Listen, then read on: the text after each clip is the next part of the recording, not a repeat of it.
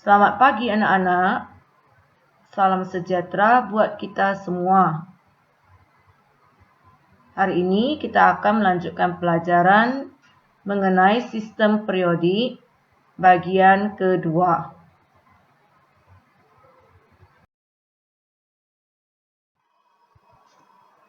Unsur golongan alkali atau golongan 1A, yaitu Li, Na, K, Rb, Cs, dan Fr. Unsur golongan 1A ini, kecuali hidrogen, disebut logam alkali. Dinamakan logam alkali karena logam ini bereaksi dengan air membentuk alkali, yaitu suatu basa kuat yang mampu menetralkan asam. Sifat logam alkali yaitu merupakan logam yang berwarna putih perak. Pada suhu kamar berwujud padat kecuali cesium dan francium.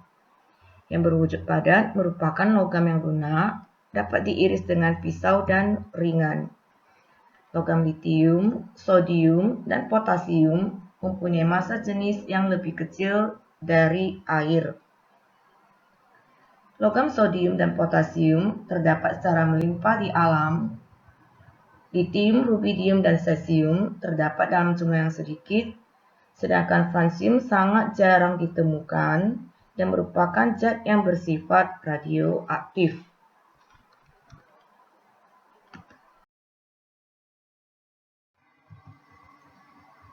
Logam alkali merupakan logam yang paling reaktif dan dapat bereaksi dengan air dan udara.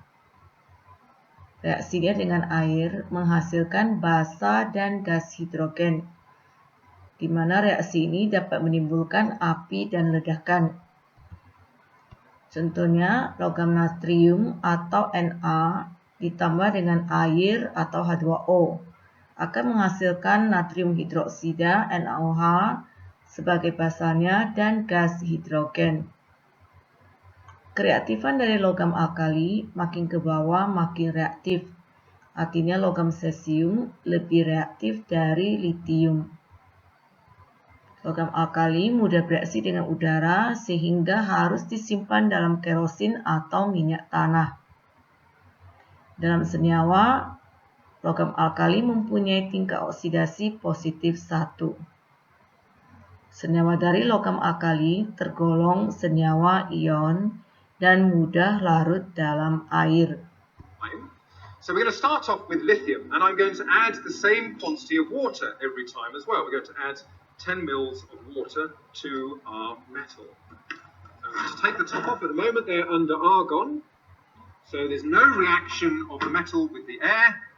Argon is heavier than air, and it's just sitting in the tube protecting the metal from the air, and we're just going to add some water.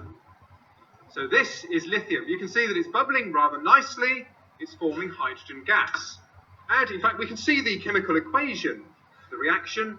It's the same chemical equation for all of the elements. We have the metal reacting with water to form the metal hydroxide and releasing hydrogen, hydrogen gas. So every time it's the same equation. But what we're trying to do now is see if we can tell the difference between the reactivities of the different metals. So out with the lithium, in with the sodium. Now again, it's the same quantity of metal, but does it react any more vigorously? I'm going to add the same quantity of water.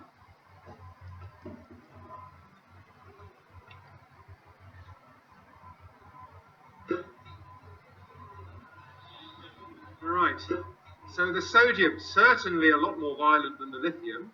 In fact, it caught fire. Notice the yellow colour. This is the colour characteristic of excited sodium atoms. So the sodium was clearly having a good time there. Right, potassium. Again, the same quantity, the same number of atoms. We're trying to keep everything as controlled as possible. Same quantity of water. Just as an added safety precaution, I think I'll put this in. Right, so potassium now, and water.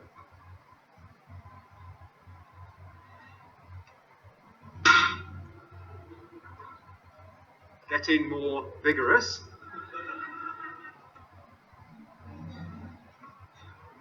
Okay, maybe we can, yes, that's a good idea. We'll just remove some of the smoke so you can see the next one more clearly. Now, some rubidium.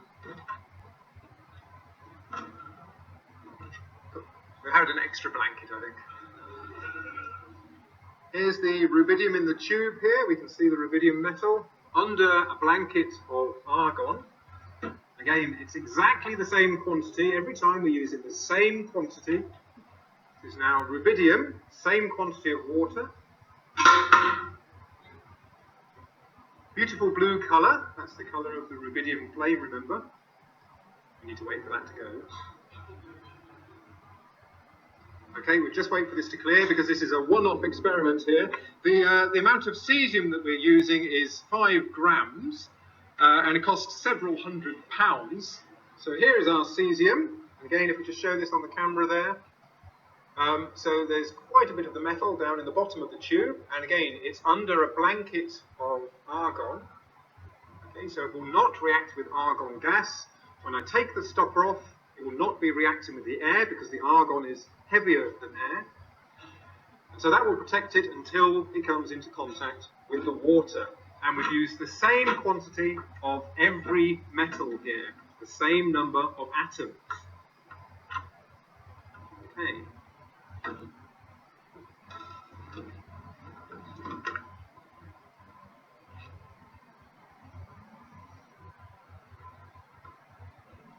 Here's our water.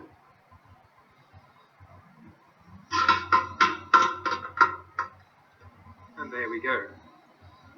Not bad. Oh, I'm pleased that one's over. Good. Right. So actually cesium though, I mean it is the most reactive. There's no doubt it's the most reactive of all of the metals and reacts very, very quickly. It's also heavier than water. Both rubidium and cesium sink to the bottom of water. So that's one of the reasons it reacts very quickly. But I always think that the best reaction actually is with sodium and water. This is my favourite because I think the sodium has more of a chance to sort of build up the tension and heat up. It's much more interesting. So we're going to try some more sodium now on a slightly larger scale in the tank here. Okay. Notice the amount of francium left. It's still decreasing. There's not a lot left now. So that's why we're not going to be looking at any francium. Okay, here is our sodium. I'm going to drop this into the tank and run away. Okay. Can't see where it is. Oh! There we go.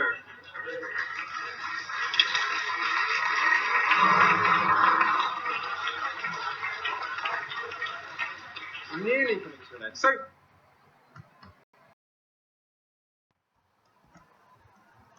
golongan alkali tanah atau golongan 2A, yaitu Be, Mg, Ca, Sr, Ba, dan Ra. Sifat golongan alkali tanah yaitu merupakan logam berwarna putih perak, pada suhu kamar berwujud padat, berilium tidak bereaksi dengan air, magnesium hanya bereaksi dengan air panas, kalsium, strontium, dan barium bereaksi dengan air membentuk basa dan gas hidrogen. Jadi, kereaktifannya dari atas ke bawah bertambah. Kereaktifan logam alkali tanah lebih lemah dibanding dengan logam alkali yang seperioda, karena energi ionisasinya lebih besar. Energi ionisasi adalah energi yang diperlukan untuk melepaskan satu elektron dari satu atom netral. Energi ionisasi dari logam alkali tanah lebih besar karena ia mempunyai konfigurasi elektron yang lebih stabil, di mana orbital S-nya sudah terisi 2 elektron, sehingga kereaktifan dari logam alkali tanah ini lebih lemah. Logam alkali tanah akan terbakar jika dipanaskan. Dalam senyawa mempunyai tingkat oksidasi positif 2. Artinya cenderung melepaskan 2 elektron saat bereaksi membentuk ikatan kimia dengan unsur lain.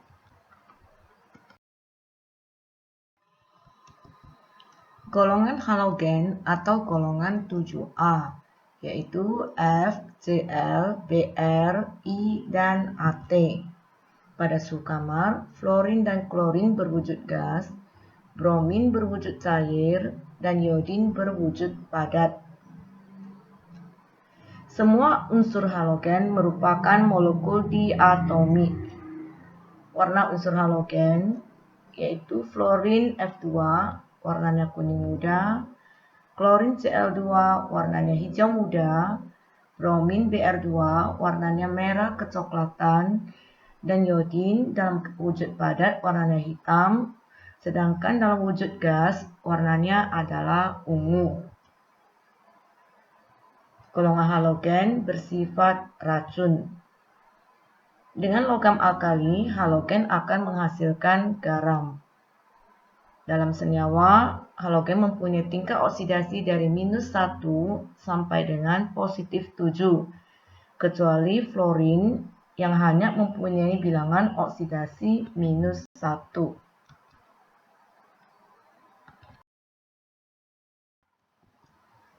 Golongan 8A atau gas mulia, yaitu He, Ne, Ar, Kr, Xe, dan Rn. Pada suhu kamar, gas mulia berwujud gas.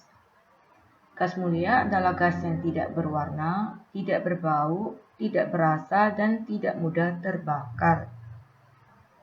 Gas mulia sifatnya sangat stabil, suka bereaksi dengan unsur lain, karena kulit terluarnya telah terisi penuh, kecuali Kr, Xe, dan Rn dapat bereaksi dengan oksigen dan fluorin.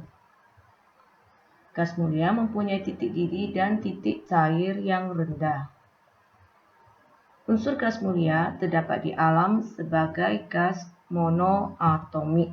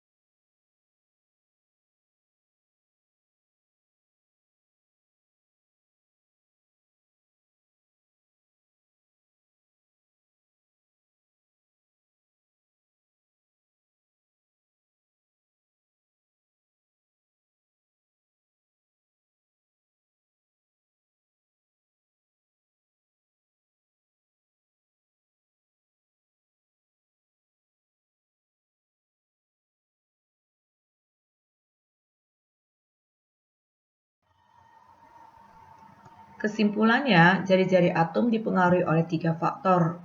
Yang pertama, jumlah kulit, di mana jumlah kulit semakin banyak, maka jari-jari atom semakin besar. Muatan inti atau jumlah proton.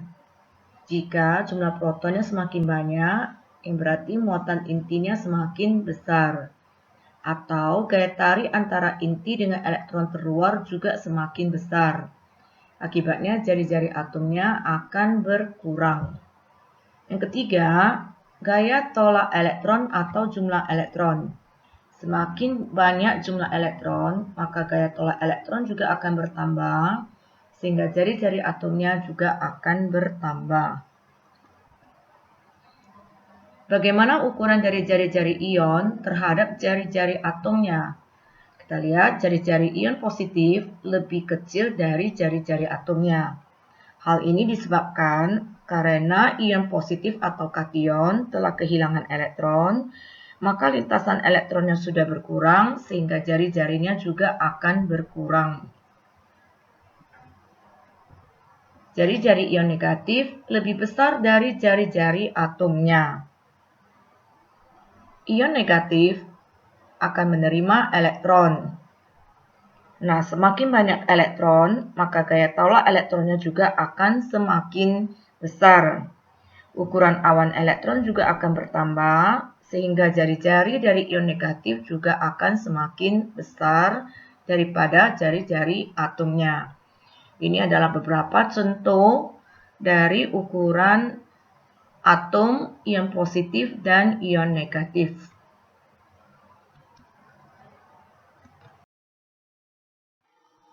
Sekarang kita masuk contoh soal. Unsur berikut yang mempunyai jari-jari terbesar adalah A11Na, B13Al, C19K, D33As, dan E12Mg. Pertama-tama kita tulis dulu konfigurasi elektron dari masing-masing unsur. 11Na berarti 281. Jadi periodenya ini ada 3 kulit, berarti periodenya 3.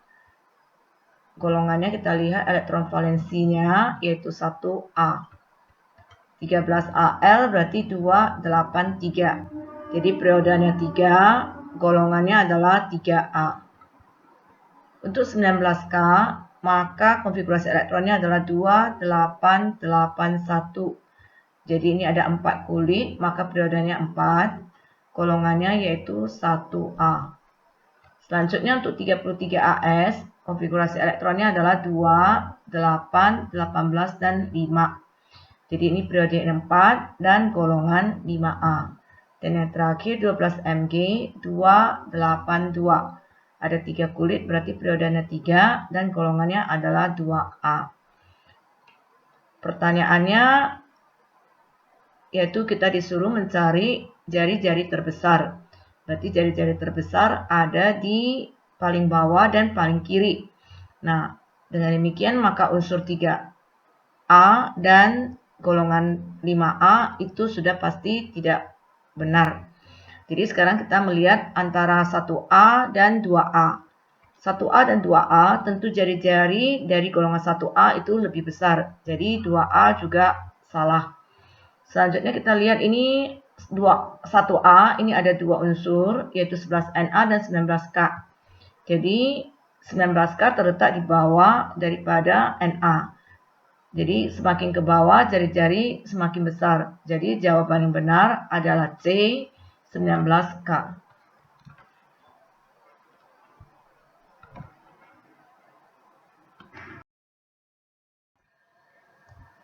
Contoh soal nomor 2. Susunlah unsur-unsur berikut berdasarkan kenaikan jari-jari atom. A, Al, C, dan Si. B, O, P, K, dan S. C, Cl-, K+, S2-, dan Se2-. D, Br-, Ca2+, Rb+, dan Sr2+.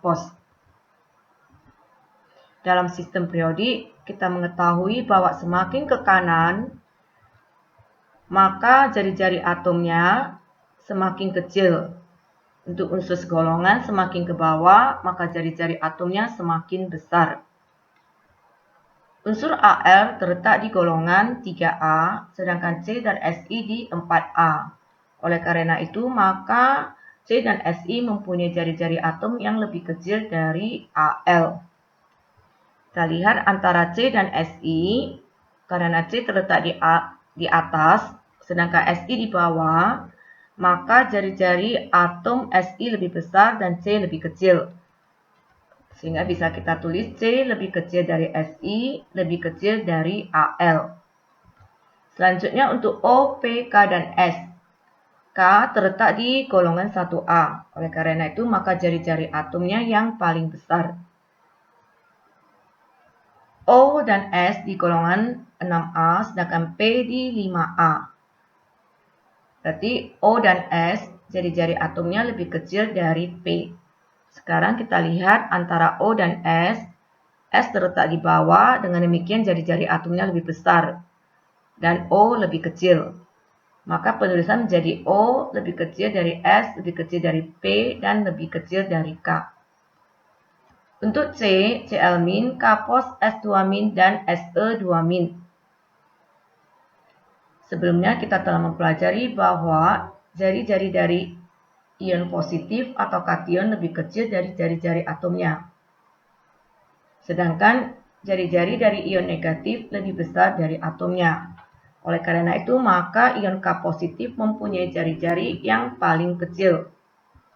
Kita letakkan di sebelah kiri. Antara S2- dan Se2-. Kita lihat, keduanya terletak di golongan 6A. Se terletak di bawah, maka jari-jarinya lebih besar dari S. Sehingga kita menulis S2- lebih kecil dari Se2-. Selanjutnya, tentu Cl- ini jari-jarinya lebih besar dari K positif.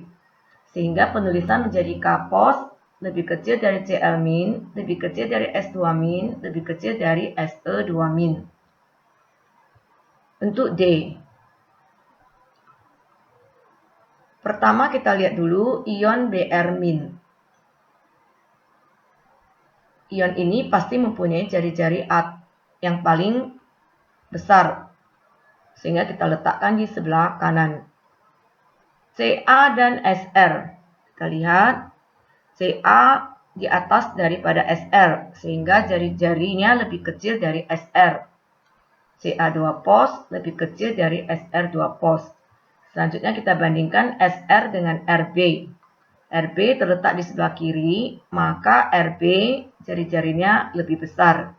Sehingga penulisannya menjadi Ca2 pos lebih kecil dari Sr2 pos, lebih kecil dari Rb pos, lebih kecil dari Br-.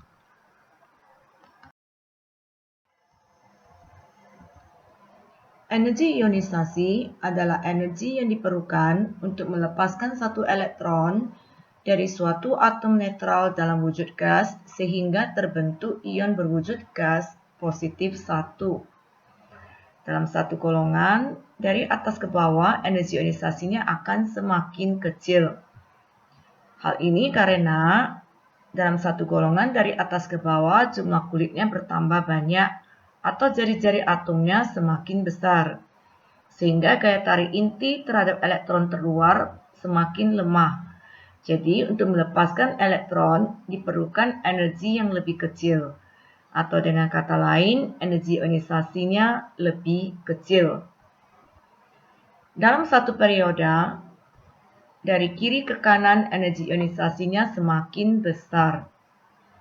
Hal ini disebabkan dari kiri ke kanan,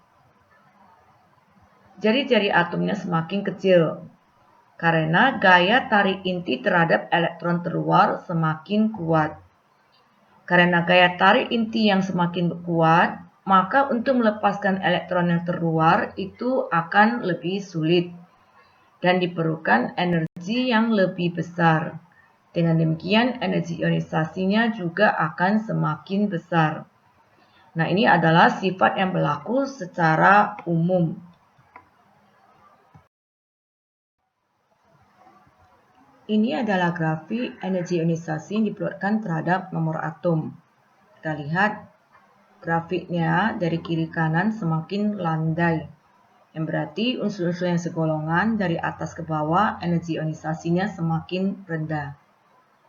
Untuk unsur seperiode kita lihat grafiknya naik. Yang berarti unsur-unsur dari kiri ke kanan energi ionisasinya semakin bertambah. Akan tetapi ini ada beberapa pengecualian, yaitu untuk unsur golongan 3A, energi ionisasinya lebih kecil dibandingkan 2A. Demikian juga 6A lebih kecil dibandingkan dengan 5A. Mengapa demikian? Sekarang kita perhatikan contoh berikut. Kita ambil untuk golongan 2A, misalnya 12 Mg. Konfigurasi elektronnya bisa kita tulis sebagai 282. Atau 1s2, 2s2, 2p6, dan 3s2. Untuk 3A-nya kita ambil contoh misalnya 13Al. Konfigurasi elektronnya yaitu 283. Atau 1s2, 2s2, 2p6, 3s2, dan 3p1. Unsur Mg ini, orbital S-nya ini sudah terisi penuh dengan 2 elektron. Jadi, konfigurasi elektronnya lebih stabil. Untuk konfigurasi elektron stabil, maka diperlukan energi yang lebih besar untuk melepaskan elektron. Atau dengan kata lain, energi ionisasinya lebih besar. Demikian juga untuk energi ionisasi pertama dari 5A lebih besar dari 6A, karena konfigurasi elektron 5A lebih stabil dari 6A. Perhatikan contoh berikut, kita ambil untuk golongan 5A, misalnya unsur 15P dan 16S. Untuk 15P, konfigurasi elektronnya adalah 285, atau 1S2, 2S2, 2P6, 3S2, dan 3P3. Untuk 16S, konfigurasi elektronnya adalah 286, atau 1S2, 2S2, 2P6, 3S2, dan 3P4. Di sini terlihat unsur P, orbital P-nya sudah setengah penuh. Jadi masing-masing orbital sudah berisi 1 elektron. Nah, konfigurasi elektron setengah penuh ini lebih stabil sehingga energi ionisasinya lebih besar.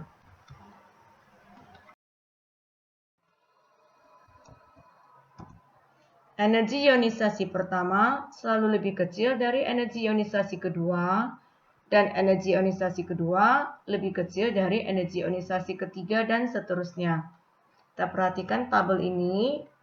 Kita ambil contoh misalnya untuk Mg. Energi ionisasi pertamanya 736, sedangkan yang keduanya 1445. Jadi yang kedua lebih besar dari 1, yang ketiga juga lebih besar dari 2, keempat lebih besar dari ketiga, dan seterusnya. Hal ini disebabkan makin banyak elektron yang dilepaskan, maka jari-jari atom lebih kecil. Kalau jari-jari atom sudah lebih kecil, berarti gaya ikat antara inti terhadap elektron akan semakin besar. Akibatnya, energi yang diperlukan untuk melepaskan elektron pada kulit terluar akan lebih banyak, atau energi ionisasinya akan lebih besar. Sekarang kita perhatikan contoh unsur golongan 2A, yaitu magnesium dengan nomor atom 12. Konfigurasi elektronnya 282. Untuk Al 13, konfigurasi elektronnya 283. Kita lihat energi ionisasinya, ini adalah untuk yang kulit yang ketiga, kulit yang terluar, yaitu 736 dan 1445. Nah, untuk kulit kedua, terjadi lonjakan energi yang sangat besar. Dari 1445 menjadi 7730. Demikian halnya juga untuk Al.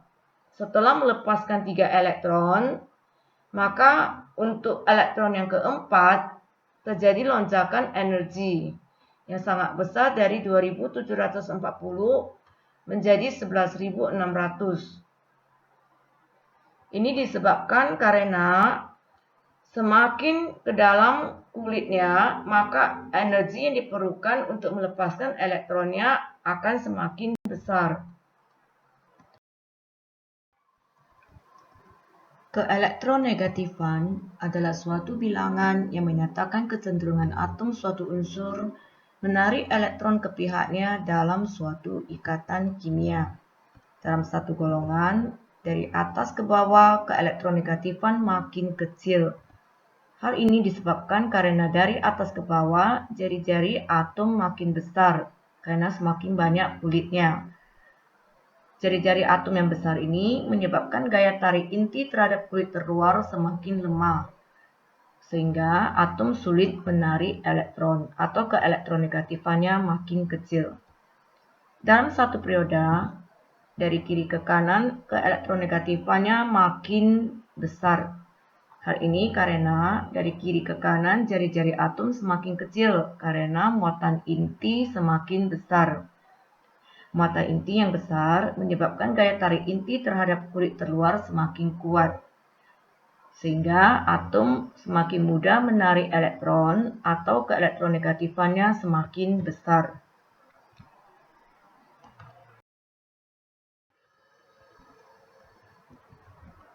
Ini adalah tabel keelektronegatifan menurut skala Pauling.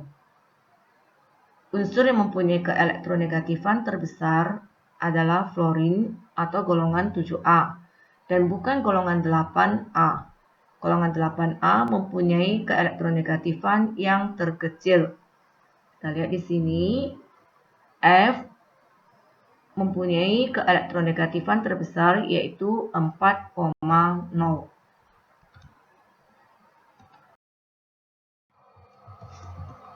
Afinitas elektron adalah energi menyertai penambahan satu elektron pada satu atom netral dalam wujud gas sehingga terbentuk ion bermuatan negatif 1. Unsur dengan afinitas elektron bertanda negatif berarti penyerapan elektronnya membebaskan energi dan ion negatif yang terbentuk lebih stabil dari atom unsurnya. Unsur dengan afinitas elektron bertanda positif berarti penyerapan elektronnya memerlukan energi dan ion negatif yang terbentuk lebih tidak stabil dari atom unsurnya. Jadi, unsur yang mempunyai afinitas elektron bertanda negatif mempunyai kecenderungan yang lebih besar untuk menyerap elektron daripada unsur dengan afinitas yang bertanda positif. Semakin negatif nilai afinitas elektronnya, maka semakin besar pula kecenderungan unsur untuk menyerap elektron membentuk ion negatif. Sifat keperiodikannya yaitu dalam satu golongan, dari atas ke bawah, afinitas elektron semakin kecil karena jari-jari atomnya semakin besar. Dalam satu periode, yaitu dari kiri ke kanan, afinitas elektronnya semakin besar karena jari-jari atomnya semakin kecil.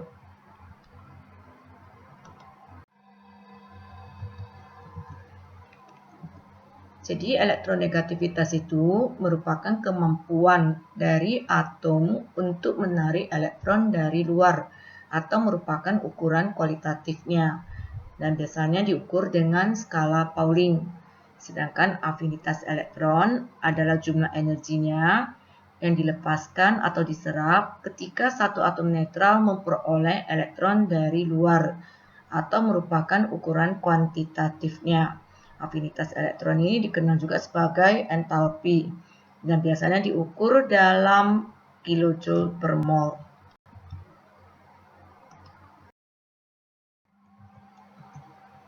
Dari tabel terlihat bahwa kecuali unsur alkali tanah dan gas mulia, semua golongan utama lainnya mempunyai afinitas elektron bertanda negatif. Jadi afinitas elektron terbesar dimiliki oleh golongan 7A yaitu Cl. Afinitas elektron terbesar bukan F karena unsur fluorin jari-jarinya sangat kecil, tetapi elektron valensinya banyak. Sehingga timbul tolakan elektron dalam atom F dan F lebih sukar menerima elektron. Afinitas elektron yang terkecil adalah golongan 2A, yaitu beryllium.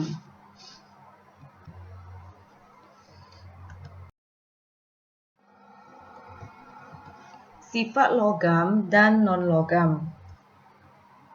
Dalam satu golongan, dari atas ke bawah, maka sifat logamnya makin bertambah. Sedangkan untuk satu periode, dari kiri ke kanan, sifat logamnya makin berkurang, atau sifat non-logamnya bertambah. Sifat logam terbesar dimiliki oleh golongan 1A, sedangkan non-logam yang terbesar dimiliki oleh golongan 7A. Perbedaan logam dengan non-logam. Unsur logam mempunyai jumlah elektron valensi lebih sedikit, yaitu 1-3. Energi ionisasinya kecil dan cenderung melepaskan elektron. Sedangkan unsur non-logam mempunyai jumlah elektron valensi yang banyak, yaitu 4-8. Mempunyai afinitas elektron yang besar dan cenderung menyerap elektron.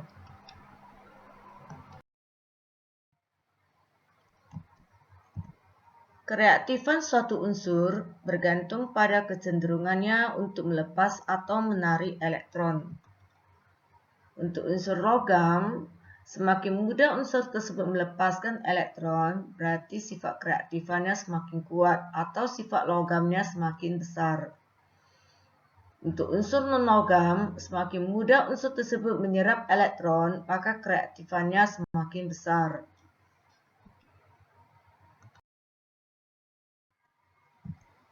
Titik didih dan titik leleh atau titik cair. Dalam satu periode, dari kiri ke kanan, titik didih dan titik cair naik sampai golongan 4A, kemudian turun drastis. Titik didih dan titik cair terendah adalah unsur golongan 8A. Sebagai contoh, perhatikan grafik titik didih periode 3 dan juga grafik titik leleh unsur dari periode 3. Ini adalah golongan 1A, 2A, 3A, 4A, 5A, 6A, 7A, dan 8A. Terlihat di sini bahwa titik didihnya naik sampai 4A, kemudian turun drastis di 5A, dan yang paling rendah adalah golongan 8A. Sama halnya dengan titik didih, titik leleh dari golongan 1A juga akan naik sampai 4A. Dan turun drastis 5A, dan yang paling rendah adalah golongan 8A. Dalam satu golongan 1A sampai 4A, makin ke bawah titik didih dan titik cair makin rendah.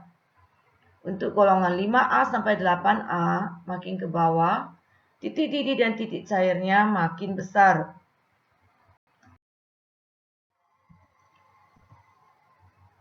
Sifat keperiodikan unsur kita rangkumkan sebagai berikut.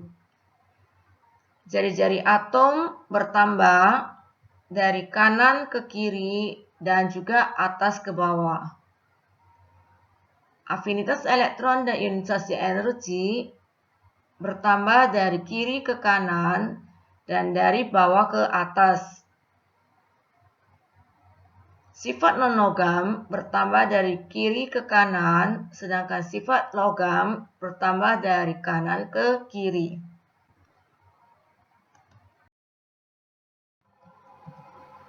Contoh soal, unsur di bawah yang mempunyai afinitas elektron yang terbesar adalah unsur dengan nomor atom A13, B14, C15, D16, dan E17. Jadi pertama kita lihat dulu unsur dengan nomor atom 13, berarti ini merupakan unsur dengan golongan 3A, yang ini 4A, ini 5A, ini 6A, dan ini adalah 7A. Jadi afinitas elektron terbesar dimiliki oleh golongan 7A. Jadi jawabannya adalah E. Soal kedua, energi ionisasi dari suatu unsur dalam kilojoule per mol secara berurutan adalah 1086, 2352, 4620, 6222, tiba-tiba meloncat jadi 37.830. Maka nomor atom unsur yang mungkin adalah 4, 6, 10, 14, atau 16. Kita lihat loncatan energi terjadi saat memasuki energi ionisasi yang kelima. Jadi ini berarti terjadi perpindahan ke kulit yang lebih dalam. Oleh karena itu, maka unsurnya harus mempunyai golongan 4A. Kita lihat unsur manakah itu. Ini golongan 2A, ini 4A, ini 8A, ini 4A, dan ini 6A. Jadi jawabannya adalah B.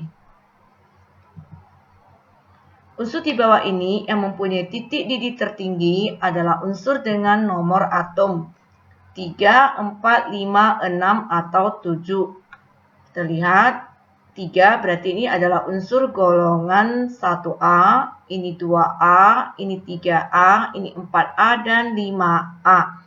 Jadi kita tahu bahwa titik didih tertinggi dimiliki oleh unsur golongan 4A. Jadi jawabannya adalah D.